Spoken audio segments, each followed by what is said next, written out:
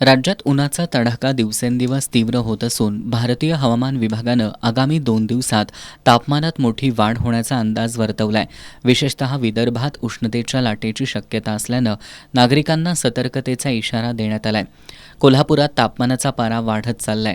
कोल्हापुरातील आज कमाल तापमान 36 अंश सेल्सिअस तर किमान तापमान 22 अंश सेल्सिअसच्या आसपास आहे. मार्चमध्येच तापमानाने उसळी घेतल्यानं शहरात उष्णता वाढली आहे. कोल्हापुरात दुपारी 12 नंतर उन्हाची तीव्रता वाढतीये. दुपारी रस्त्यावरून फिरताना नागरिकांना उन्हाचे तीव्र चटके जाणवत असल्यानं रस्ते काहीसे ओस पडू लागलेत. रात्रीचा गारवा हळूहळू ओसरतोय. वृक्षतोडीमुळे शहरांचे तापमान ग्रामीण भागापेक्षा अधिक आहे. मार्च महिन्याच्या सुरुवातीलाच कोल्हापूरकर उकाड्यानं हैराण झालेत. उन्हाच्या झळा वाढल्यानं नागरिकांचा टोप्या आणि गॉगल खरेदीकडे कल वाढलाय.